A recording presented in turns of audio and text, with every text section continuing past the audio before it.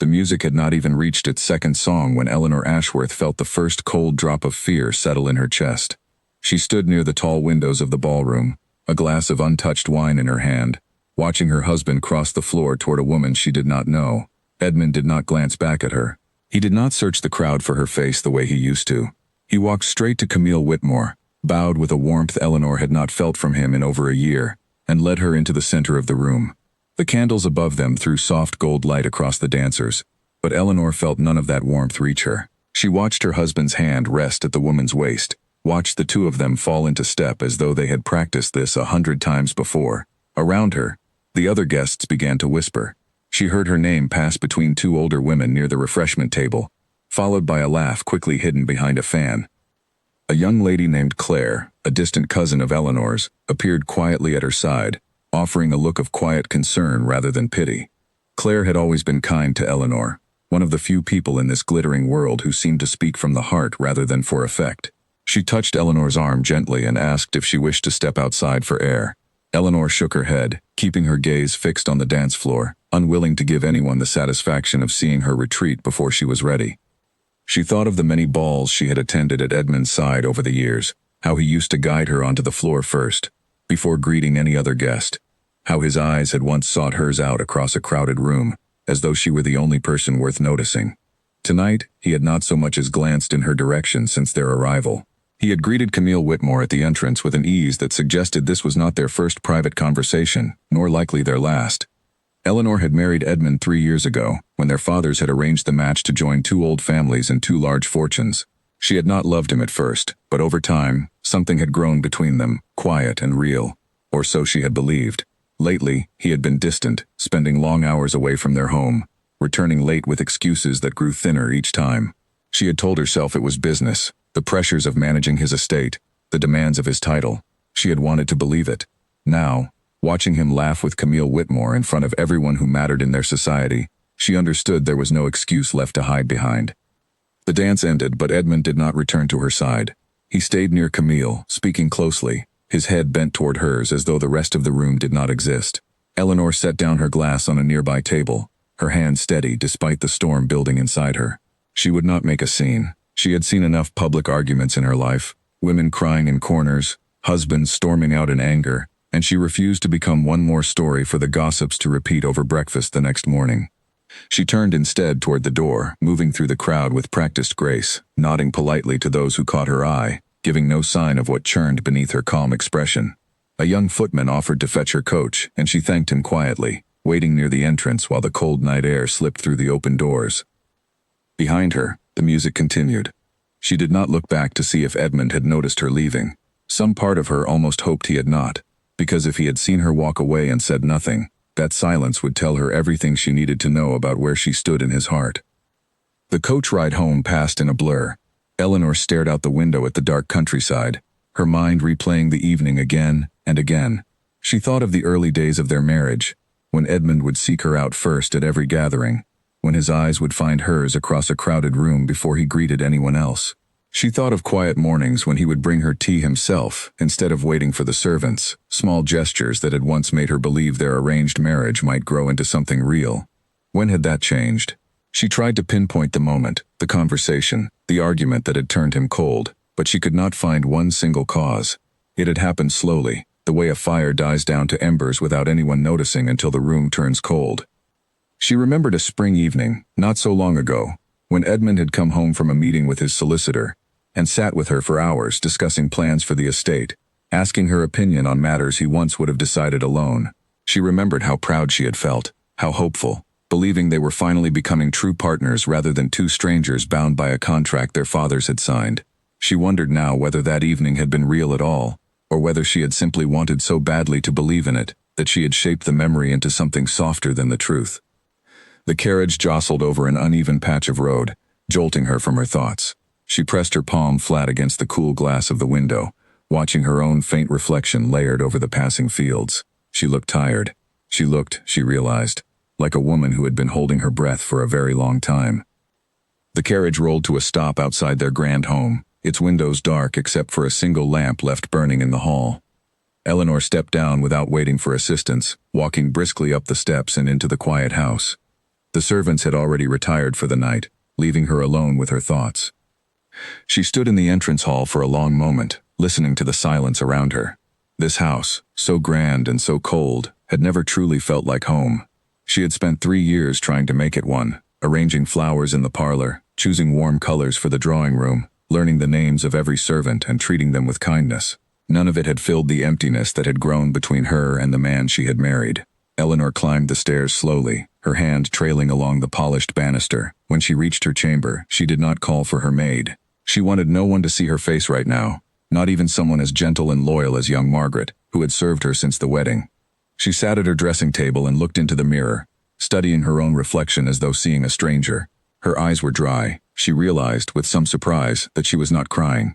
The tears she expected did not come. Instead, there was only a strange, quiet clarity settling over her, as though a fog she had been living in for months had finally lifted. She thought of her family home, Bright Home, nestled among rolling green hills 2 days' journey from the city. Her brother Julian still lived there, managing the estate their father had left behind. She thought of the quiet mornings there, the fresh air, the absence of whispers and watching eyes. For the first time in a long while, she allowed herself to imagine leaving, not out of anger, but out of a need to breathe freely again. She did not sleep that night. Instead, she sat by the window, watching the moon move slowly across the sky, turning over the decision forming in her mind. By the time the first gray light of dawn touched the horizon, she had made up her mind. She rose from her chair and began pulling items from her wardrobe, folding them carefully into a trunk she found stored beneath her bed.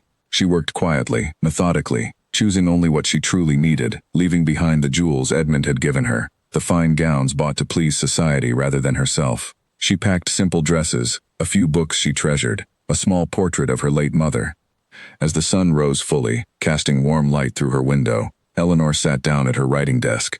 She took a sheet of paper and dipped her pen, staring at the blank page for a long moment, before writing a short note, only a few lines, explaining nothing beyond the fact that she had gone to her family home and did not wish to be followed. She sealed the letter and placed it on the desk where Edmund would surely see it when he returned. Then she called for her carriage to be prepared, informing the household staff only that she would be traveling to Brightholme for an unspecified length of time. As the carriage pulled away from the grand house that had never truly felt like her own, Eleanor did not look back at the windows or the front steps where she had once imagined a happier life unfolding. She kept her eyes forward, toward the open road, toward the hills she had grown up among, toward a future she intended to build on her own terms, regardless of what Edmund chose to do next. The road stretched ahead, lined with tall oak trees just beginning to show their autumn colors. Eleanor watched the countryside pass, feeling something loosen in her chest with every mile that separated her from the city and the house she had tried so hard to call home. She thought of Julian, her brother, and how surprised he would be to see her arrive unannounced, without warning, without her husband beside her. She thought of the questions he would ask, gently, without judgment, because that was simply who he was. She did not yet know what she would tell him, only that she would tell him the truth, whatever shape it took once she found the words for it. She thought, too, of Edmund waking that morning, walking into the quiet house, finding her letter on the desk. She wondered what his face would look like in that moment, whether surprise would come first, or anger, or something quieter and more painful. She found she could not predict his reaction, and that uncertainty troubled her more than she expected. 3 years of marriage, and she no longer knew the man well enough to guess how he would respond to losing her. Perhaps, she thought, that uncertainty was itself the answer to every question she had been asking herself through the long night. A marriage built on true partnership did not leave a wife wondering what her husband might feel. It simply told her, through 1,000 small moments, long before any single evening at a ball could confirm what she already understood in her heart. Somewhere behind her, in a house grown suddenly and permanently quiet, the truth of what he had lost would soon become impossible for him to ignore. Edmund Ashworth returned home well past midnight, his steps unsteady with wine, and the lingering warmth of Camille Whitmore's laughter still echoing in his ears. He had not thought once of his wife during the ride home, his mind occupied instead with the pleasant memory of a woman who listened to him with wide, admiring eyes, who laughed at every small joke he made, who made him feel, for a few hours, like a younger man free of the weight his title carried. The house was dark when he entered, the single lamp in the hall burning low. He called out for a servant to take his coat, but no one answered. He frowned, moving deeper into the house, expecting to find Eleanor waiting somewhere, perhaps in the parlor with a cold expression and a sharp word ready for him.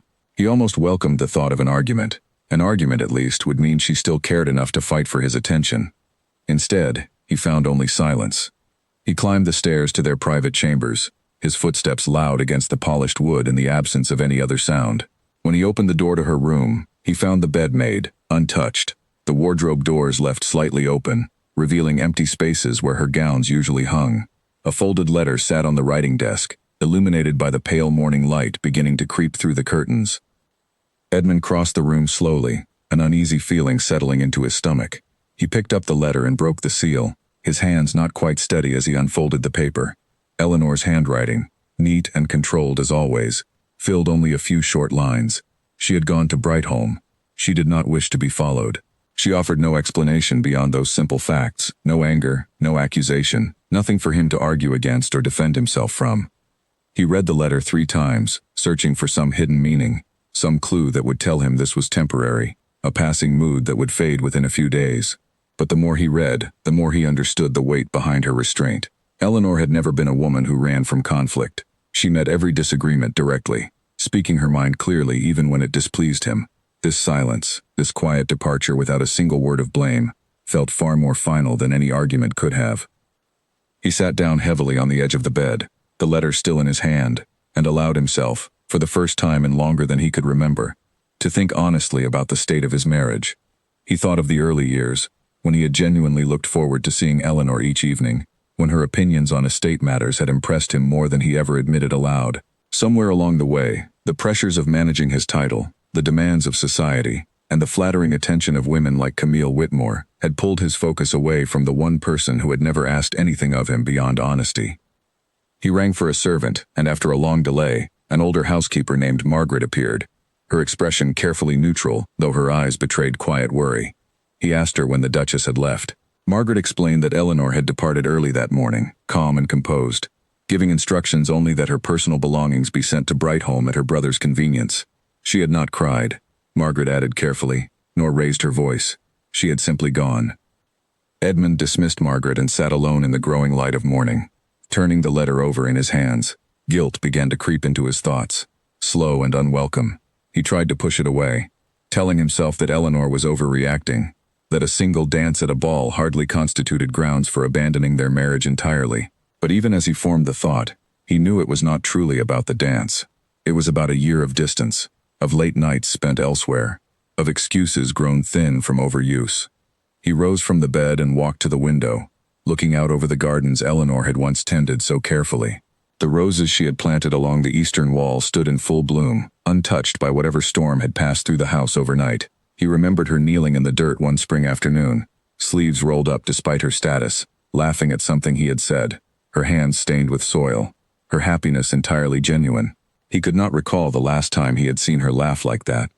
Over the following days, Edmund tried to continue his usual routine, attending to estate business, meeting with tenants, reviewing accounts with his steward. But the house felt different around him, hollow in a way he had not expected. He found himself listening for the sound of Eleanor's footsteps in the hallway, for her voice calling instructions to the staff, only to remember, each time, that she was gone. He wrote to her twice within the first week, careful letters explaining that the dance had meant nothing, that Camille Whitmore was merely an acquaintance, that he hoped Eleanor would return home soon so they could discuss things properly. Both letters went unanswered. He considered traveling to Brightholme himself, but something held him back, a fear that arriving too soon, before he had truly examined his own behavior, would only confirm to Eleanor that he still did not understand what he had done wrong. Instead, he began to observe his own days more carefully, noticing patterns he had never paid attention to before. He noticed how often he chose evenings with friends over evenings at home, how often he accepted invitations without first considering whether Eleanor might wish to attend as well. He noticed, too, how easily he had allowed Camille Whitmore's attention to fill a space that should have belonged to his wife, a woman who asked for very little and had, in the end, received even less. His steward, a practical man named Henry who had served the family for many years, mentioned casually one afternoon that the tenants often spoke well of the Duchess, recalling her visits to their cottages, her attention to their children's education, her quiet generosity that never sought recognition. Edmund listened to these small stories with a growing discomfort, realizing how little he truly knew of his wife's daily life, how much of her character had unfolded outside his notice, while he pursued his own interests elsewhere. Henry continued, almost hesitant to speak so freely. describing a winter 2 years past, when a fever had swept through several tenant families. Eleanor had visited each cottage herself, bringing medicine and warm broth, sitting with sick children through the worst of the night despite the risk to her own health. She had never once mentioned this to Edmund, never sought his praise or his company during those difficult weeks. He had been away at the time, attending to matters in the city, and had returned to find the crisis already past, his wife simply resuming her usual quiet routine, as though nothing extraordinary had occurred. The realization struck him harder than he expected. He had married a woman of genuine substance, someone who acted from true kindness rather than a desire for recognition, and he had spent years failing to notice the depth of who she truly was, distracted instead by the shallow flattery of people like Camille Whitmore, who offered admiration without any real understanding of him at all.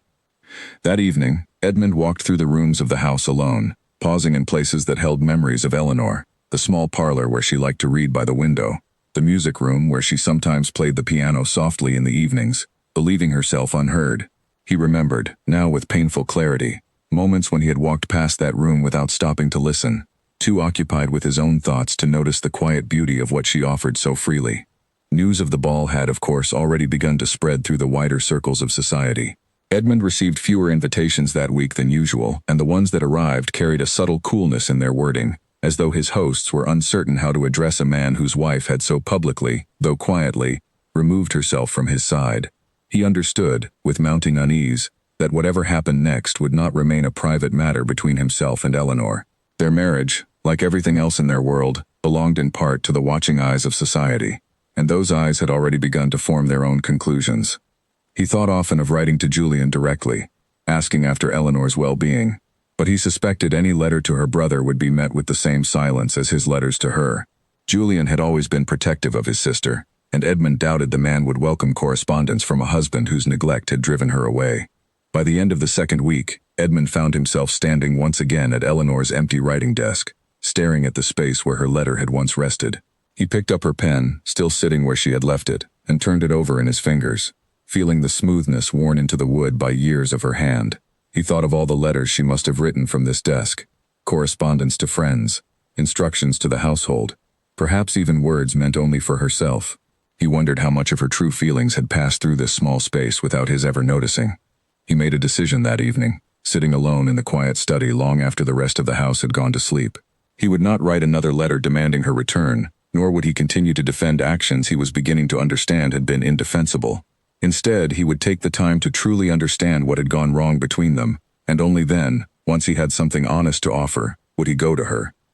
A few days later, a letter arrived from an old friend, a fellow lord named Charles who had heard whispers of the events at the ball through mutual acquaintances. Charles wrote with careful diplomacy, asking only after Edmund's well-being, though the underlying question was clear enough between the lines.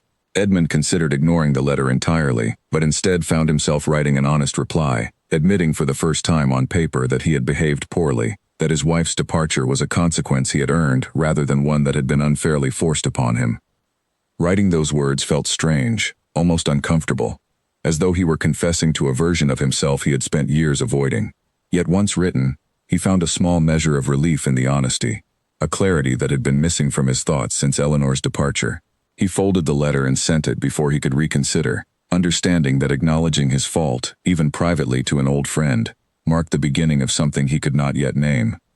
He began spending his evenings differently after that, declining invitations to gatherings where he knew Camille Whitmore might appear, choosing instead to remain at the estate, reviewing the ledgers Eleanor had once helped him understand, walking the grounds she had cared for so quietly. He found, in the solitude, a growing determination to become someone worth returning to, rather than someone who simply demanded his wife's return through hollow letters and empty apologies. One evening, walking past the music room out of habit, he stopped and sat at the piano himself, though he had never learned to play with any real skill. He pressed a few keys, listening to the uneven notes fill the empty room, and found himself thinking of how often Eleanor must have sat here alone, filling the silence of an inattentive marriage with quiet music no one had bothered to hear.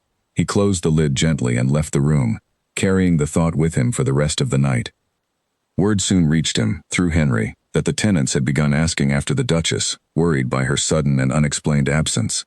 Edmund realized that Eleanor's influence extended far beyond the walls of their home, touching lives he had barely considered before. He instructed Henry to reassure the tenants that the Duchess was simply visiting her family, offering no further detail, though he suspected the truth would eventually find its way through the countryside regardless of what he chose to say.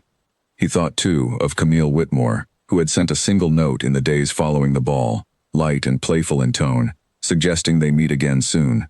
Edmund read the note once and set it aside without responding, recognizing now how easily he had allowed her attention to distract him from the deeper commitments of his own life. Whatever charm she offered felt hollow when measured against the quiet weight of everything he now understood he had lost. As the second week drew to a close, Edmund found himself standing once more at the edge of the rose garden, watching the last of the autumn blooms begin to fade. He resolved that he would not rush toward Eleanor with empty promises, but would instead spend whatever time was necessary, becoming a man whose word carried true weight, so that when he finally did seek her out, he would have more to offer than mere apology. For now, the silence Eleanor had left behind would have to be enough to teach him what words alone never could. The carriage carrying Eleanor's remaining belongings arrived at Brightholme 3 days after she did, and with it came the first wave of whispers that would soon travel far beyond the quiet hills surrounding her family's estate. Servants talk, and servants travel between households, carrying news along with letters and trunks. Within a week, the story of the ball had reached every corner of society that mattered, growing larger and stranger with every retelling. Eleanor heard fragments of these rumors from her brother Julian, who received visitors at Brightholme more frequently than usual that autumn, each guest arriving with barely concealed curiosity beneath their polite greetings.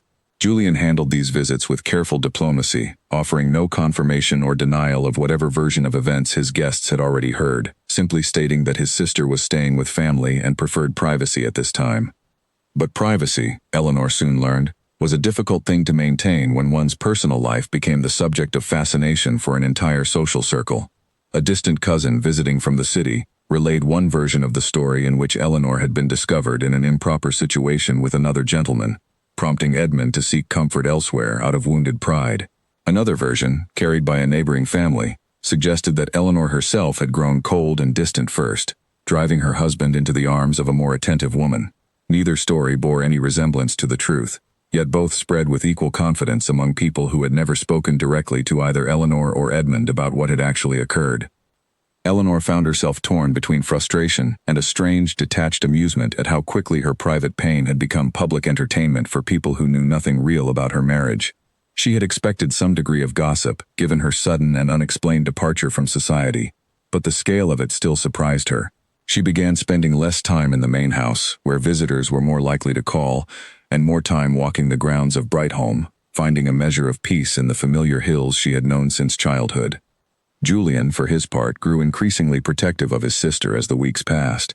He had never particularly liked Edmund, viewing the arranged marriage as a necessary but uncomfortable business arrangement between their families, rather than a true partnership. Watching Eleanor's quiet strength in the face of society's whispers only deepened his respect for her, though it did nothing to soften his anger toward the man who had caused her such pain. One afternoon, as the two of them walked together along the edge of the eastern fields, Julian finally asked the question he had been holding back since her arrival. He asked whether she intended to return to Edmund at all, or whether her departure marked something more permanent. Eleanor considered the question carefully before answering, choosing her words with the same care she had used in the brief letter she had left on Edmund's desk. She explained that she did not yet know the answer herself. She had left not out of a single moment of anger, but out of an accumulated weight of neglect that had built slowly over the past year, culminating in that public dance at the ball. She told Julian that she needed time away from the pressures of that house, that title, and that marriage, in order to understand clearly what she truly wanted for the rest of her life, rather than simply reacting to a single painful evening. Julian listened without interrupting, a habit he had cultivated since childhood when Eleanor, older by only a year, had often been the one to comfort him rather than the reverse. He told her, when she finished speaking, that whatever she decided, she would always have a home at Brightholme, regardless of what society whispered or what Edmund chose to do in her absence. Meanwhile, in the city, the whispers continued to grow, taking on new shapes as they passed from household to household. At a dinner party hosted by one of the more prominent families in society, a guest named Frederick, known for his sharp tongue and love of scandal, suggested loudly that the Duke's marriage had likely been troubled from its very beginning, given that it had been arranged for financial convenience rather than genuine affection. Other guests nodded along, offering their own theories, each more elaborate than the last, while Edmund's absence from society continued to fuel further speculation about the true state of his household. A young woman named Beatrice, newly introduced to society that season, listened to these conversations with growing discomfort, having always admired Eleanor from a distance for her quiet kindness during their few previous encounters at charity gatherings. Beatrice found herself defending Eleanor's character whenever the gossip turned unkind, though she had no real evidence beyond her own impression of a woman who had always treated others, regardless of their standing, with genuine respect. Her defense earned her a few disapproving looks from older guests who preferred the more dramatic versions of the story, but she persisted regardless, unwilling to let unkind speculation pass entirely unchallenged. News of these conversations eventually reached Edmund through Henry, who mentioned them carefully, aware of how difficult this period had become for his employer. Edmund found himself surprised by Beatrice's quiet defense of his wife, a woman he barely knew, standing against the tide of gossip simply because she believed it was the right thing to do. It struck him as a small but meaningful reminder that Eleanor's character had left a genuine impression on people beyond the walls of their own household, an impression he himself had failed to properly value during their years together. Camille Whitmore, for her part, found herself facing an unexpected consequence of the very attention she had sought at the ball. Rather than elevating her standing among the more desirable circles of society, the scandal surrounding her dance with Edmund had instead marked her as a woman willing to pursue a married man publicly, a reputation that closed as many doors as it opened. She received fewer invitations in the weeks following the ball, and the ones that did arrive came from families of lesser standing than she had hoped to attract. Frustrated by this unexpected turn, Camille wrote to Edmund directly, suggesting they meet privately to discuss what she called their unfinished conversation from the ball. She hoped, perhaps, that continued closeness with a duke, even a scandal-tainted one, might still serve her family's interests better than isolation. Edmund did not respond to this letter either, having already begun to see clearly how little genuine connection existed between himself and the woman who had, in her own way, contributed to the collapse of his marriage. Back at Brightholme, Eleanor received a visit from an old family friend, a widow named Charlotte who had known Eleanor's mother years before, and had watched Eleanor grow up with genuine affection. Charlotte arrived not out of curiosity like so many others, but out of true concern, having heard enough fragments of the story to worry for Eleanor's well-being without needing to know every detail. Charlotte sat with Eleanor in the garden one afternoon, listening patiently as Eleanor spoke, for the first time since leaving the city, about the true depth of her unhappiness within the marriage. She described the slow withdrawal of Edmund's attention, the excuses that had grown thinner each month, the loneliness of living in a grand house that had never truly felt like a home shared between equals. Charlotte listened without judgment, occasionally offering her own memories of marriage and loss, having lost her own husband some years before after a union that, unlike Eleanor's, had grown stronger rather than weaker over time. Charlotte's presence offered Eleanor a rare comfort during those difficult weeks, a reminder that genuine partnership between husband and wife was possible, even if her own marriage had, so far, failed to achieve it. She began to wonder, in quiet moments during Charlotte's visit, whether her own situation was truly beyond repair, or whether Edmund, given enough time and enough honest reflection, might yet become the partner she had once hoped he could be. She did not share these private wonderings with Julian, sensing that her brother's protective anger toward Edmund left little room for such considerations.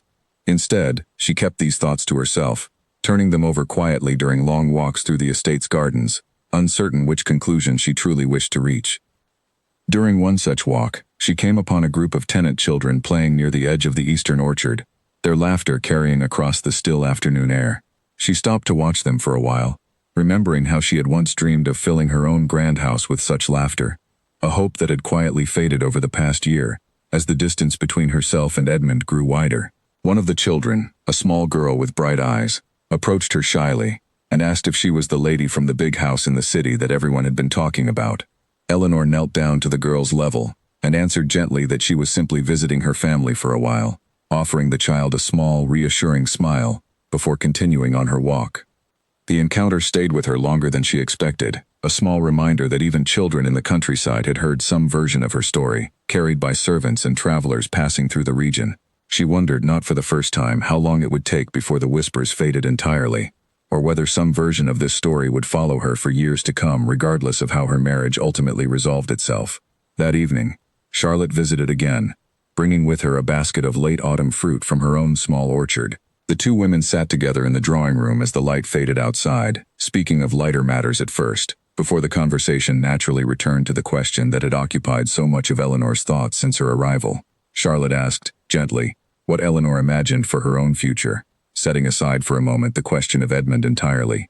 Eleanor admitted, after a long pause, that she did not yet know, that she had spent so many years shaping her identity around the role of Duchess, that she had nearly forgotten what she wanted for herself alone, separate from any title or marriage. Charlotte offered no easy answers, only the observation that clarity often came slowly, through patience rather than force, and that Eleanor owed herself the time to discover her own wishes before deciding anything further about Edmund or their marriage. Eleanor found comfort in these words, recognizing in them a permission she had not yet given herself, to simply exist for a while without rushing toward any particular resolution.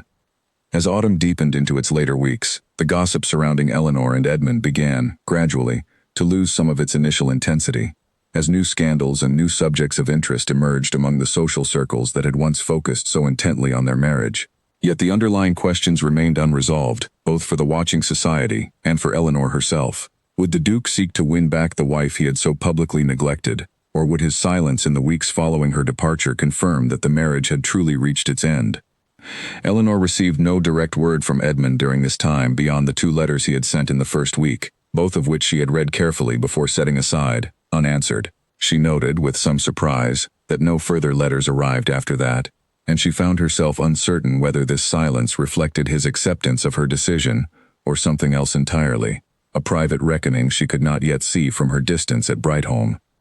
One evening, as she sat alone in her old childhood bedroom, looking out over the familiar hills now touched by the last golden light of the season, Eleanor allowed herself to consider what she truly wanted from her life, separate from any question of what society expected or what her marriage contract required. She thought of the quiet satisfaction she had found in her work among the tenants near her husband's estate, the genuine connections she had built despite Edmund's inattention. She thought, too, of the possibility of a life entirely her own, one built at Brightholme or elsewhere, free from the pressures of a title she had never truly wanted for herself. Yet beneath these considerations, she recognized a persistent hope, one she was reluctant to fully acknowledge even to herself, that the man she had married in those early years, before distance and neglect had worn away at their connection, might still exist somewhere beneath the version of Edmund who had so carelessly wounded her at the ball. She did not know whether that hope was wisdom or simply the lingering habit of 3 years spent trying to make an arranged marriage into something real.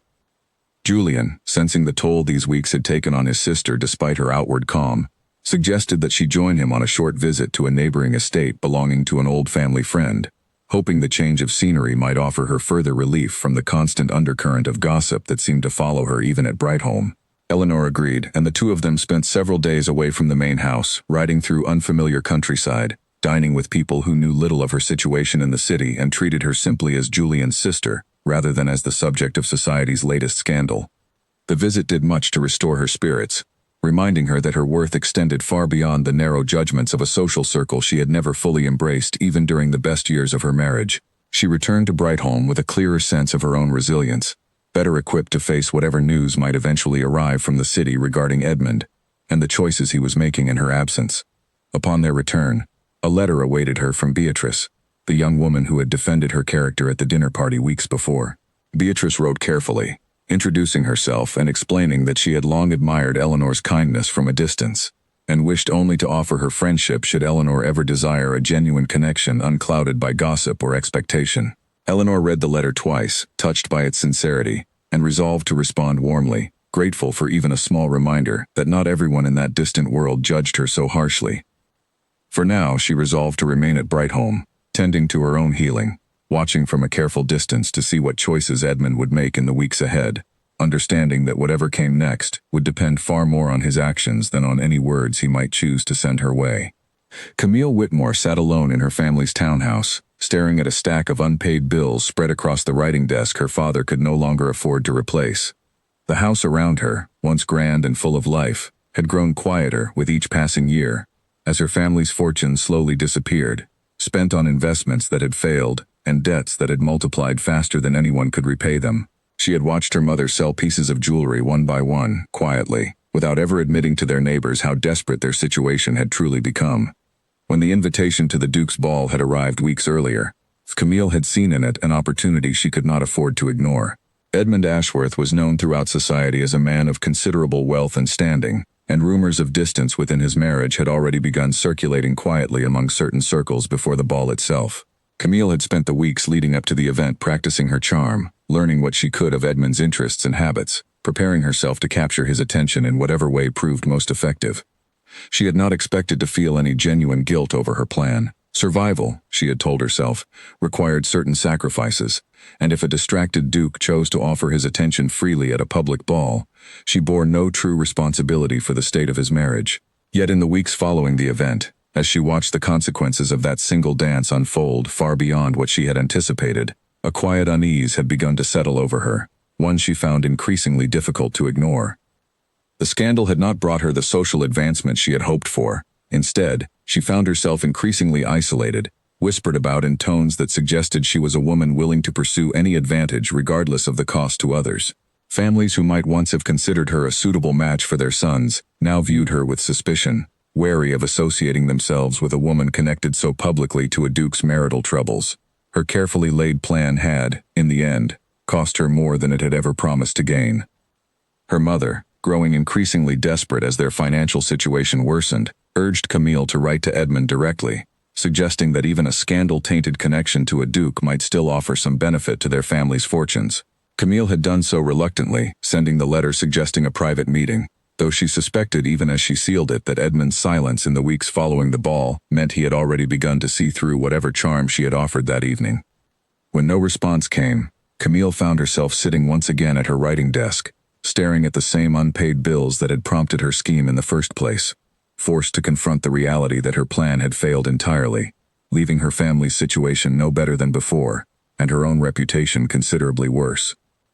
Camille's father, a proud man unwilling to admit the full extent of their financial ruin even to his own daughter, had grown increasingly short-tempered as the weeks passed without any sign of the connection he had hoped Camille might secure. He reminded her often, over quiet dinners in a house that had once employed twice as many servants as it now could afford, that the family's future depended on decisions made now, while some measure of their name still carried weight in society. Camille listened to these reminders with growing dread, understanding that the pressure she felt to succeed came not only from her own ambitions, but from the desperate hopes of her entire family resting uncomfortably on her shoulders. She thought often, during those quiet evenings, of Eleanor, a woman she had never truly spoken with beyond passing greetings at social gatherings over the years. She wondered whether Eleanor had ever suspected the calculated nature of her approach that evening at the ball, or whether the Duchess's quiet departure had been driven purely by wounded pride, rather than any clear understanding of the scheme unfolding before her. The uncertainty gnawed at Camille more than she expected, a persistent reminder that her actions had consequences reaching far beyond her own family's financial troubles. It was during this period of quiet reckoning that a mutual acquaintance, a woman named Grace who had witnessed much of the scandals unfolding from a position of relative neutrality, visited Camille one afternoon. Grace had never particularly liked Camille, finding her ambition somewhat distasteful, but she recognized in Camille's current isolation an opportunity to speak plainly about the consequences of manipulation within their small social world. Grace told Camille directly that whatever brief advantage she had hoped to gain from her pursuit of the Duke had cost her far more than she likely realized, not only in her own reputation, but in the pain inflicted upon a woman who had done nothing to deserve such treatment. Camille, defensive at first, insisted that Eleanor's marriage had already been troubled long before her own involvement, that she had merely taken advantage of an opportunity, rather than creating the problem herself. Grace did not argue the point directly, but asked instead whether Camille had considered how her own family's future reputation might be shaped by this single choice, whether the momentary advantage she had sought was truly worth the lasting judgment now attached to her name throughout their social circle. Camille had no easy answer to offer, and Grace's visit left her with a discomfort that lingered long after her friend had departed. In the quiet days that followed, Camille found herself reflecting more honestly than she had allowed herself to in years. She remembered a time, before her family's fortune had begun its steady decline, when she had dreamed of a marriage built on genuine affection rather than strategic advantage. Much like any other young woman entering society for the first time, she wondered when exactly that dream had narrowed into something so calculated, so focused on survival, that it had left little room for the kind of honesty Grace now seemed to be asking of her. The question troubled her more than she expected, following her through sleepless nights and quiet mornings alike. In the following days, word of Camille's true motivations began to circulate quietly through the same social channels that had first spread news of the ball itself. A servant in her household, frustrated by months of unpaid wages, had spoken carelessly to a friend in another household about the desperate state of the Whitmore family's finances, and the connection between that desperation and Camille's pursuit of the Duke soon became impossible to ignore for those paying close attention. A young clerk who worked closely with the Whitmore family's remaining accounts had also grown weary of the household's mounting debts and had mentioned, quietly and without much thought to the consequences, the desperate financial pressures driving Camille's recent behavior to a cousin visiting from the countryside. That cousin, unaware of how quickly such information traveled among servants and distant relations alike, repeated the story at a small gathering, and from there it spread with the same speed that had carried news of the ball itself only weeks before. Henry, Edmund's steward, heard this version of events from a fellow servant during a chance encounter in the city, and relayed the information carefully to Edmund upon his return to the estate. Edmund listened with a complicated mixture of relief and renewed guilt. Relief, because the confirmation of Camille's calculated pursuit removed any lingering doubt about his own responsibility for the evening's events, understanding now that he had been, in some sense, a target rather than simply an unfaithful husband acting entirely of his own accord. But guilt remained, sharp and undiminished, because regardless of Camille's intentions, he himself had chosen to indulge her attention, had chosen to neglect his own wife, long before that fateful dance had ever taken place. He sat with this new information for several days, turning it over in his mind during long walks through the estate grounds that had once belonged so entirely to Eleanor's careful attention. He recognized that Camille's manipulation, however calculated, did not excuse his own failures within the marriage. He had allowed himself to be flattered, had allowed his attention to drift toward a woman who offered easy admiration rather than the true partnership Eleanor had always tried to build with him. The truth of Camille's motives clarified the shape of the scandal, but it did nothing to lessen the weight of his own responsibility for the year of neglect that had preceded it. Edmund found himself thinking, too, of the Tennant families Henry had described weeks earlier, of Eleanor's quiet kindness during the fever outbreak, of her genuine care for people who had nothing to offer her in return beyond simple gratitude. He compared this to Camille's calculated pursuit of his attention, recognizing clearly now the difference between a woman who gave freely and one who took strategically. The comparison left him with little doubt about which kind of partnership he truly wanted for the remainder of his life, if Eleanor would still have him after everything that had passed between them. He wrote a brief letter to Camille, careful in its wording, explaining that he understood now the true nature of her interest in him, and that he wished her and her family well, though he could not offer the connection she had hoped to secure through their brief and public association. Camille received the letter with a mixture of embarrassment and relief, recognizing that whatever small chance she had imagined for herself had now closed entirely, though she found herself, somewhat unexpectedly, respecting the quiet dignity of his response rather than resenting it. Camille, in the weeks that followed, made a quiet decision of her own, choosing to seek employment as a companion to an elderly relative in the countryside, rather than continue pursuing advantageous connections within a society that had grown suspicious of her every move. It was a humbler path than she had once imagined for herself, but it offered a measure of peace she had not felt in a long while, free from the pressure of her family's expectations and the constant calculation that had defined so much of her recent behavior. Her mother protested the decision at first, but even she, in time, recognized that a quieter life might serve her daughter better than the glittering ambitions that had brought them nothing but scandal and further debt. For Edmund, the closing of this chapter marked a turning point in his own reckoning. With Camille's true motives now clearly understood, and his own responsibility for the marriage's collapse fully acknowledged, he found himself ready, for the first time since Eleanor's departure, to consider seriously what steps he might take to prove, through action rather than mere words, that he understood the depth of what he had nearly lost. He spent an evening writing in a private journal he had never before kept, listing the specific changes he intended to make, not as promises meant for Eleanor's eyes, but as commitments to himself, a record he could return to and measure his own progress against in the months ahead. He wrote of spending more time at the estate rather than seeking distraction in the city, of taking a genuine interest in the Tennant families Eleanor had cared for so quietly, of learning to listen rather than simply expecting his opinions to guide every decision within their household. It was a small beginning, but it was, he recognized, the first honest step he had taken in a very long time. Edmund arrived at the edge of Brightholm's long gravel drive on a cold morning in early winter, his carriage rattling to a stop before the modest but handsome house where Eleanor had spent her childhood. He had sent no word ahead of his arrival, uncertain whether an announced visit would give her the opportunity to refuse him entirely before he had even the chance to speak.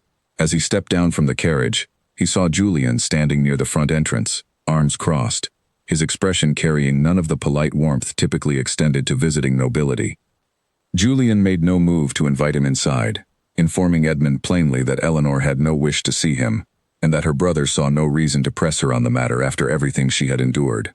Edmund, prepared for exactly this reception, did not argue or demand entry. Instead, he asked only that Julian pass along a simple message, that he had come not to insist upon anything, but to remain nearby for as long as necessary, without expectation, until Eleanor herself decided whether she wished to speak with him at all. He took a room at a small inn in the nearby village, a modest establishment far removed from the grandeur he was accustomed to, and settled into what he understood might become a long period of waiting. He wrote no further letters to Eleanor, having decided that words alone had already proven insufficient to bridge the distance between them. Instead, he began seeking out ways to make himself useful within the local community, hoping that consistent, visible action might eventually reach her in ways his letters had not. The harvest that autumn had been difficult for the tenant farms surrounding Brightholme, an early frost having damaged a portion of the crops before they could be properly gathered. Edmund learned of this through casual conversation with the innkeeper, a practical man who spoke plainly about the struggles facing the local farmers that season. Edmund offered his assistance, both in labor and in resources, working alongside tenant families he had never met, helping repair damaged equipment and arranging for additional supplies to be brought in from his own estate to help offset the season's losses. Word of a duke laboring alongside common farmers spread quickly through the small community, and eventually reached Julian, who received the news with skepticism at first, suspecting some manner of performance meant to win favor rather than genuine effort. He rode out one afternoon to observe for himself, finding Edmund, sleeves rolled up and hands roughened from unfamiliar work, helping to load a wagon of salvaged grain alongside two tenant farmers who spoke to him with an ease that suggested this was not the first day he had joined their labor. Julian said nothing to Edmund directly that day, but he found himself reconsidering, if only slightly, the character of the man his sister had married. He mentioned the encounter to Eleanor that evening, careful in his wording, not wishing to influence her decision one way or another, but unwilling to withhold information that might matter to her regardless of his own lingering distrust. Eleanor received this news with a complicated mixture of feelings she found difficult to untangle. Part of her wished to dismiss it entirely, suspecting, as Julian initially had, that Edmund's labor among the tenant farms was simply another calculated gesture meant to win her back, without any true change in his character. Yet another part of her, quieter and harder to ignore, recognized that such labor offered little social advantage to a man of his standing, performed as it was in a small village far from the watching eyes of society that had once seemed to matter so much to him. She did not seek him out immediately, choosing instead to observe from a careful distance, much as she had watched the unfolding scandal in the city weeks before. She asked Julian, in the days that followed, to continue relaying whatever news reached him regarding Edmund's activities, without revealing to Edmund himself that she was paying any attention at all. Over the following weeks, a pattern began to emerge. Edmund did not attempt to visit Brightholme again, nor did he send further letters demanding her attention. Instead, he continued his quiet work within the local community, extending his assistance beyond the immediate harvest crisis to other matters affecting the tenant families, arranging for a local schoolhouse in need of repair to receive proper funding, ensuring that families struggling through the difficult season had access to sufficient provisions through the coming winter months. During this same period, Charlotte visited Brightholme again, bringing with her news of her own that had reached her through mutual acquaintances traveling between the countryside and the city. She mentioned, carefully, that Edmund had declined several invitations to prominent gatherings that season, choosing instead to remain occupied with matters closer to home, a marked change from his previous habits of frequent attendance at whatever social event promised the most entertainment. Charlotte offered this information without pressing Eleanor toward any particular conclusion, understanding well by now that her friend required time rather than persuasion. Eleanor found herself, in quiet moments during these weeks, revisiting old memories of her marriage with a more critical eye than she had previously allowed herself. She remembered specific evenings when Edmund had chosen the company of friends over an evening at home, remembered the growing list of excuses that had accumulated over the past year, and she measured these memories carefully against the new information reaching her about his current behavior. She was determined not to let hope alone guide her judgment, understanding that genuine change required more than a few weeks of good behavior following a public scandal. Margaret, the housekeeper from the city estate, arrived at Brightholme one afternoon with a letter from Henry, addressed not to Eleanor directly but to Julian, informing him of the tenant families back at the main estate, who had also inquired after the Duchess's well-being, worried by her prolonged absence. The letter mentioned, almost as an aside, that Edmund had taken to reviewing the estate accounts personally each week now, a task he had previously left entirely to his steward, and had begun implementing several changes to improve conditions for the families under his care, changes that bore a striking resemblance to suggestions Eleanor herself had made years before, suggestions Edmund had, at the time, largely ignored. This detail, more than any other, struck Eleanor with unexpected force. She remembered clearly the conversations from early in their marriage, when she had suggested improvements to the tenant housing, better arrangements for the children's education, more equitable terms for the farmers who worked the estate's land. Edmund had listened politely at the time, she recalled, but had implemented very few of her suggestions, distracted by other matters he considered more pressing. That he was now, months later and in her absence, finally putting those very ideas into practice, suggested a shift in his thinking that words alone could never have convinced her was genuine. She began, cautiously, to allow herself to wonder whether the man laboring quietly in a small village near her family home might truly be different from the husband who had so carelessly wounded her at the ball months before. She did not rush toward any decision, understanding from her time with Charlotte that clarity required patience rather than haste, but she found herself, for the first time since her departure, genuinely curious about what continued observation might reveal. Julian, watching his sister's growing curiosity with a mixture of concern and cautious hope, eventually admitted to her one evening that his own opinion of Edmund had shifted somewhat over the preceding weeks, though he remained careful not to push her toward any particular decision. He told her plainly that whatever she chose he would support her, but that he no longer believed, as he once had, that Edmund's efforts were purely a performance meant to salvage his reputation among their social circle.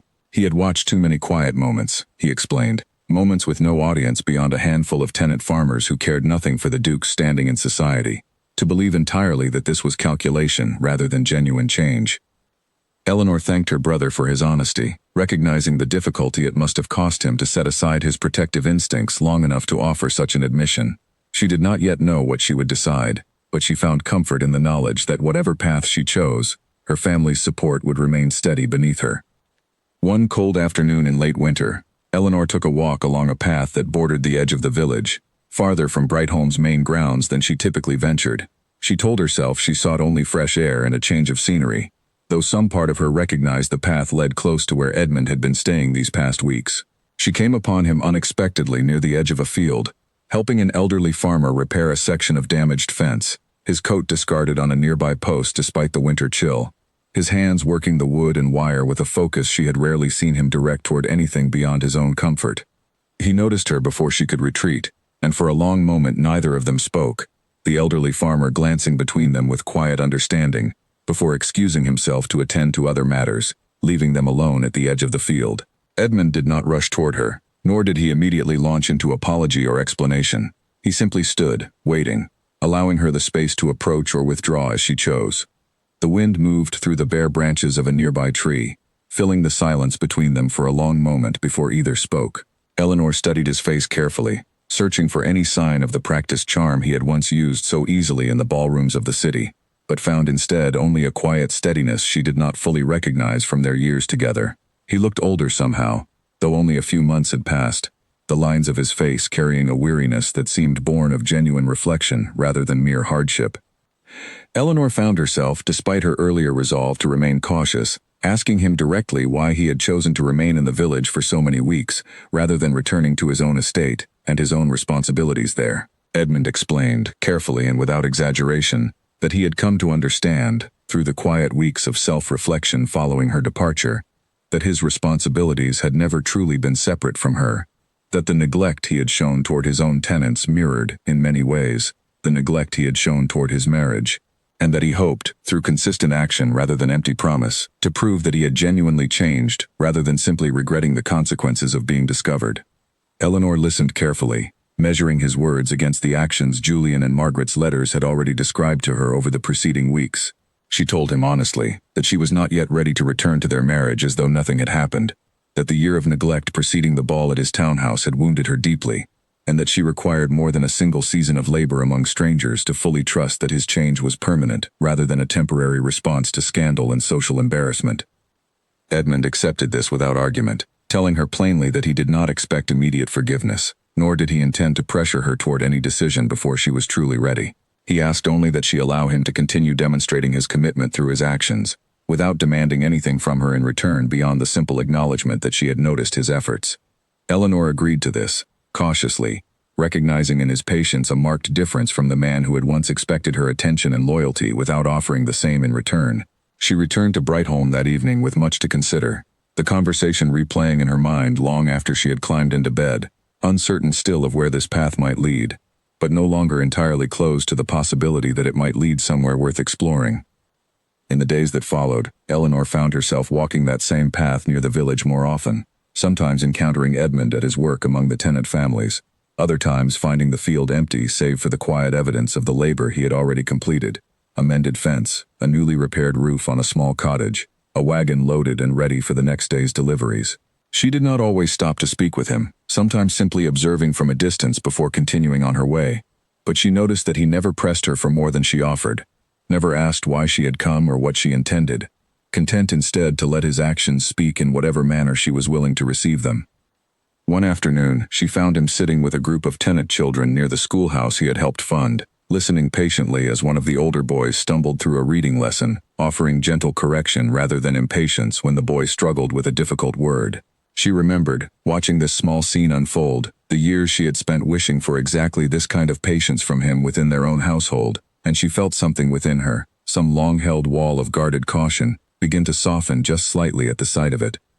She did not approach him that day, choosing instead to continue on her walk, but she carried the image with her for the rest of the evening, turning it over carefully alongside all the other evidence she had gathered over the preceding weeks, evidence that continued to point, however slowly, toward a man genuinely attempting to become someone worthy of the trust he had once so carelessly spent. Spring arrived slowly at Brightholme that year, the fields around the estate gradually shedding their winter starkness for the first soft signs of new growth. Eleanor had spent the past several months in careful observation, watching Edmund's continued presence in the village, his steady work among the tenant families, his patient acceptance of whatever distance she chose to maintain between them. She had not yet made any final decision about their marriage, but she found herself, with each passing week, growing less certain that ending things entirely was truly what she wanted. An invitation arrived at Brightholme one morning, addressed to both herself and, somewhat unusually, to Edmund as well, for a spring gathering hosted by a family known throughout society for their careful, thoughtful approach to hospitality. The hosts, aware of the scandal that had unfolded months before, extended the invitation with unusual delicacy, making clear that attendance was entirely optional and that no judgment would follow whatever choice either of them made. Eleanor considered the invitation for several days before deciding, cautiously, that she would attend. She recognized that whatever she ultimately decided about her marriage, she could not remain hidden away at Brightholme indefinitely, avoiding society and the questions that would inevitably follow her eventual return to public life. She wrote to Edmund directly for the first time since their conversation near the field months before, informing him simply that she intended to attend the gathering and would not object if he chose to do the same. Edmund received her letter with quiet hope, understanding that this small gesture, an invitation rather than a rejection, represented significant progress from the careful distance she had maintained since their last conversation. He wrote back, equally brief, confirming that he would attend, and that he understood she made no promises beyond this single evening. The weeks leading up to the gathering passed with a nervous energy neither of them fully voiced. Eleanor spent time with Charlotte, discussing her uncertainty about how the evening might unfold, what expectations she should carry into a room full of people who had spent months speculating about her marriage. Charlotte offered gentle reassurance, reminding Eleanor that she owed no explanation to anyone beyond herself, that her presence at the gathering need not signal any particular decision about Edmund beyond her own readiness to re-enter society on her own terms.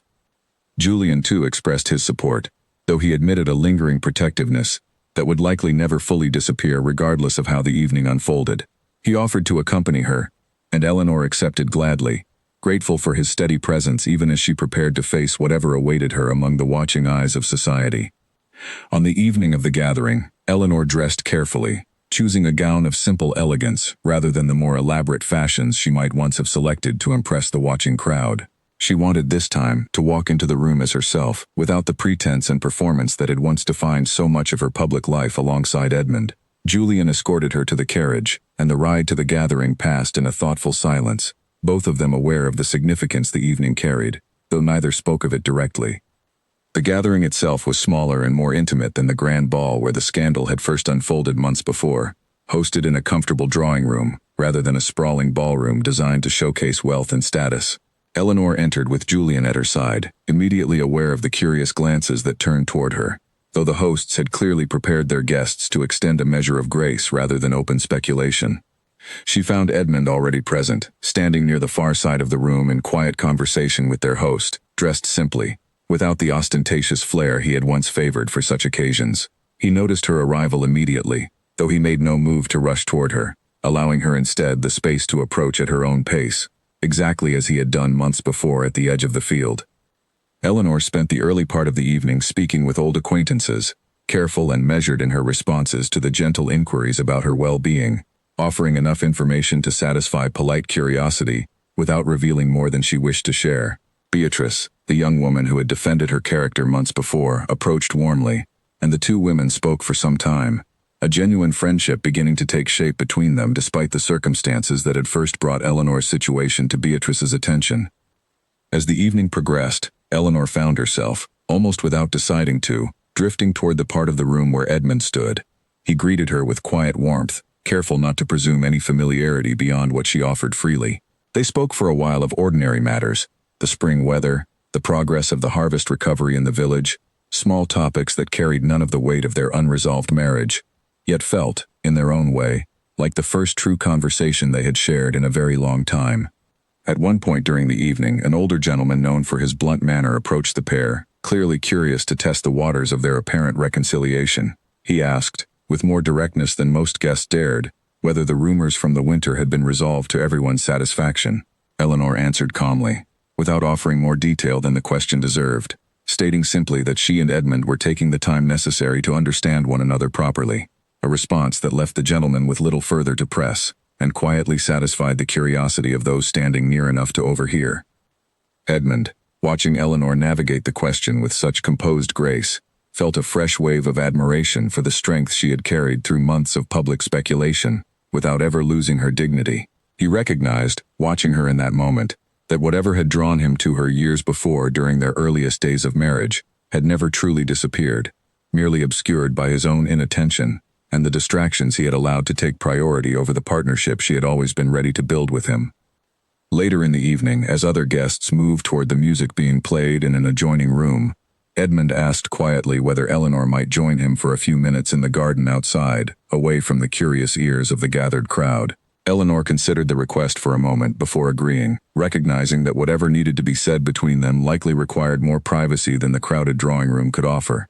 They walked together along a stone path lined with early spring blossoms, the sounds of the gathering fading behind them as they moved further into the quiet garden. Edmund spoke first, telling her plainly that he did not intend to rush her toward any decision that evening, that he understood the months of distance had been necessary and that he respected whatever conclusion she ultimately reached about their future. But he wanted her to know, clearly and without hesitation, that he had spent these past months not merely waiting for her forgiveness, but genuinely reshaping his understanding of what a true partnership required, and that whatever she decided, he would carry these lessons forward regardless.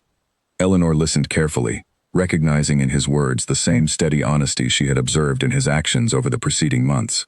She told him, in turn, that she had spent this time not only healing from the wound of that evening at the ball, but rediscovering pieces of herself that had grown quiet during their years of marriage, a sense of her own worth separate from the role of Duchess, a clarity about what she truly needed from a partnership in order to feel valued rather than merely tolerated. She told him, too, that she was not yet ready to promise a full return to their marriage as it had existed before, that trust, once broken so publicly, could not be restored through a single conversation or even a single season of good behavior, however genuine. But she acknowledged, honestly, that the man standing before her in the garden seemed meaningfully different from the husband who had so carelessly wounded her months before, and that she was willing, cautiously, to continue building something new between them, one honest step at a time, without any guarantee of where that path might ultimately lead. Edmund accepted this with quiet gratitude, understanding that she offered him not forgiveness outright, but the possibility of it, earned gradually through continued honesty, rather than granted freely out of habit or obligation.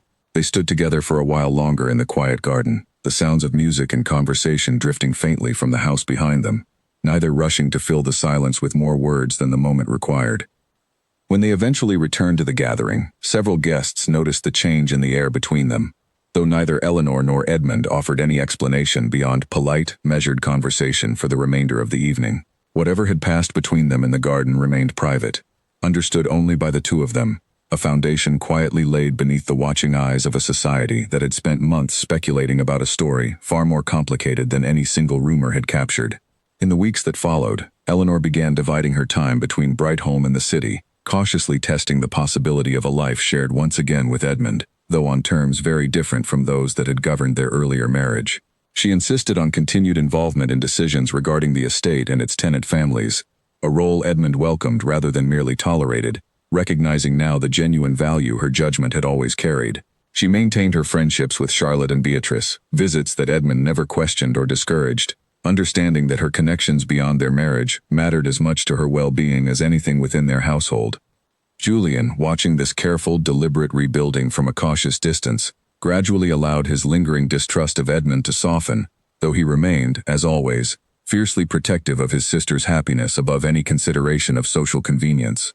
He visited them occasionally at the city estate, observing for himself the quieter, more equal partnership that seemed to be taking shape between two people who had once nearly lost everything through neglect and misunderstanding.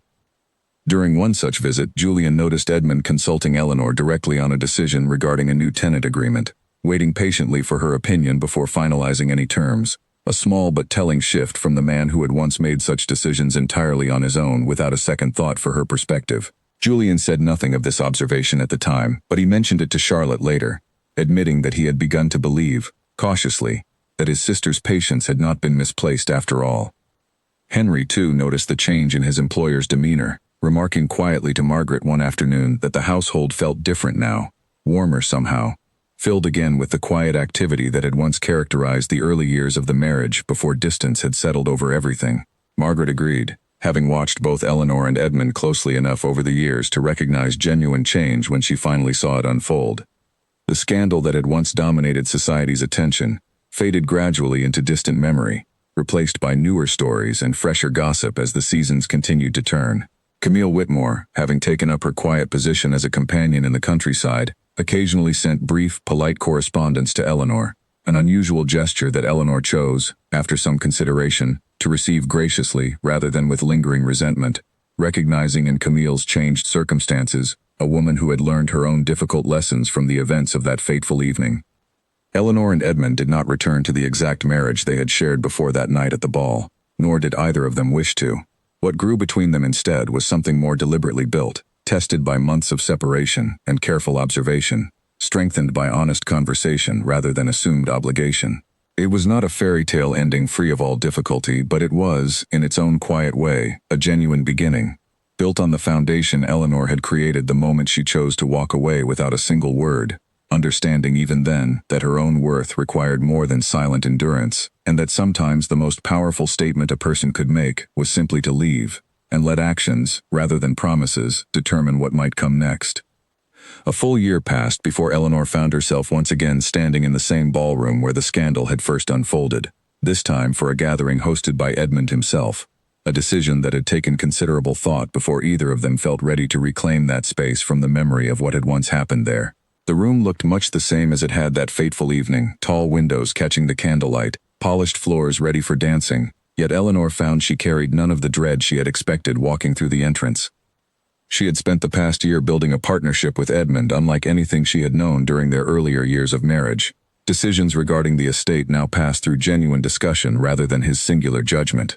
Evenings that had once been spent apart, Edmund pursuing distraction elsewhere while she remained home alone, had become something shared, quiet conversations over dinner, walks through the gardens she had once tended without his notice, now accompanied by his genuine interest in the work she did among the tenant families.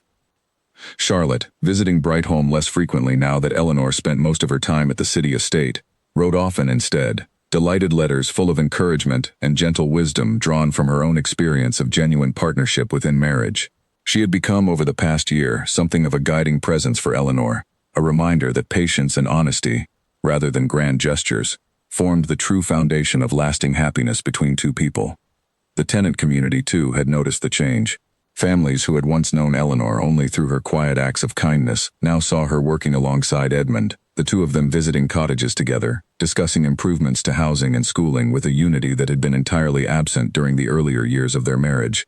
The children who had once asked Eleanor curious questions about the scandal now simply knew her as the Duchess who visited often, who remembered their names, who brought her husband along to hear their reading lessons rather than leaving such visits to her alone.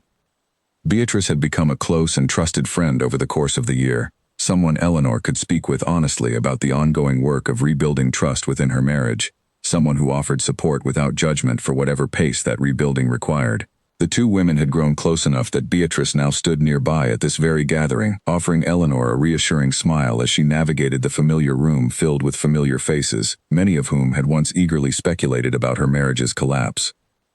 Henry, still serving as steward of the estate, had watched the transformation unfold with quiet satisfaction, having spent so many months relaying difficult news between a separated husband and wife during the darkest period of their marriage.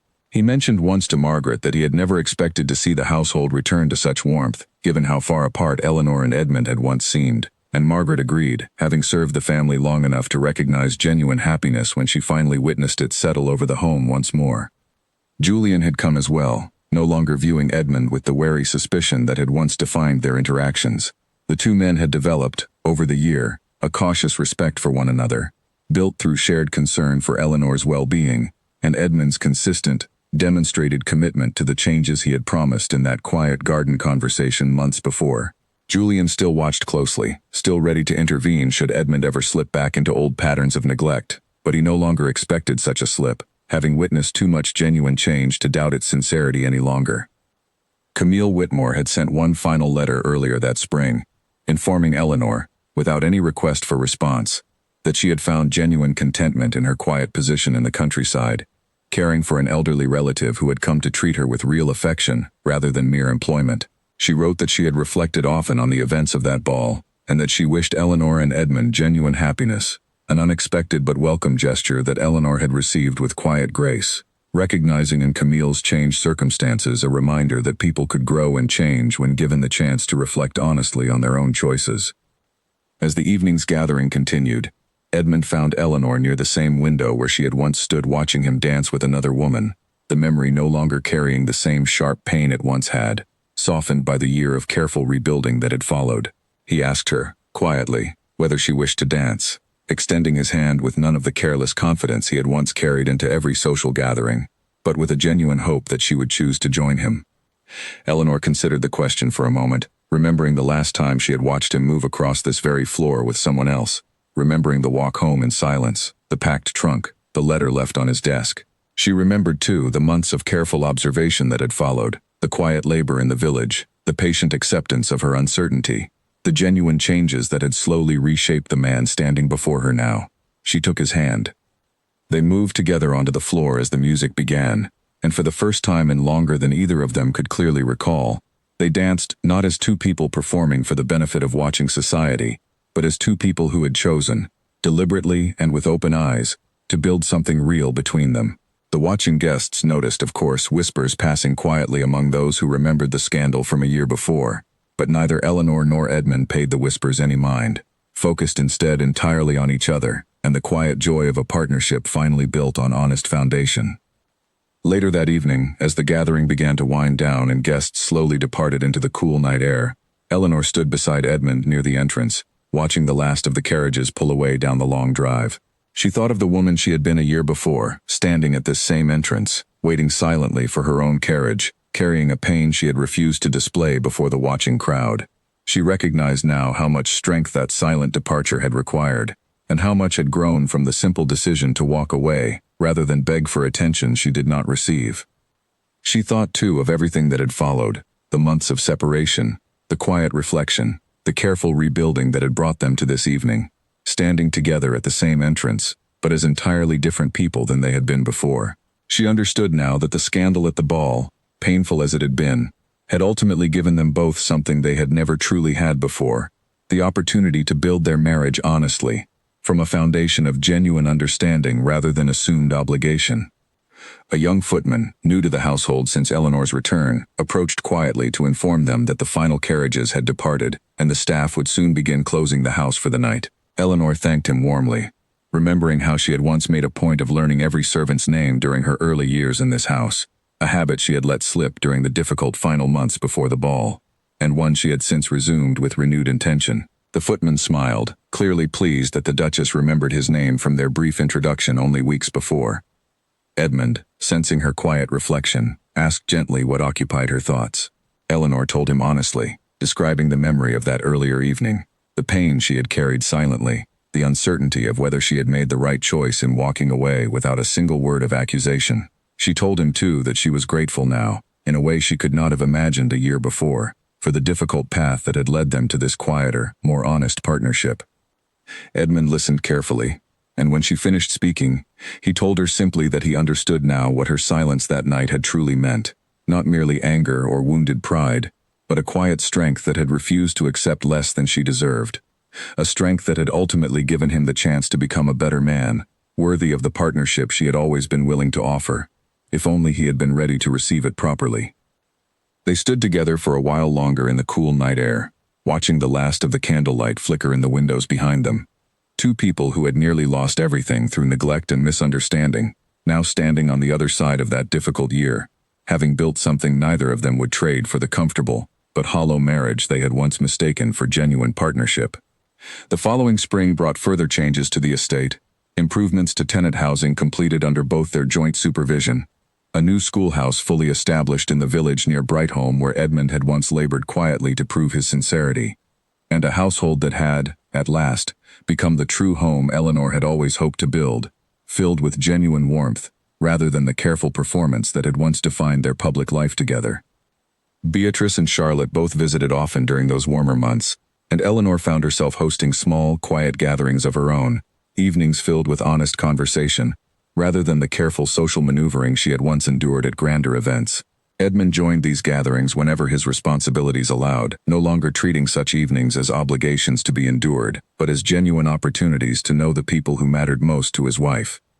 Julian, too, remained a frequent visitor, his early suspicion long since replaced by genuine fondness for the brother-in-law he had once been so quick to distrust.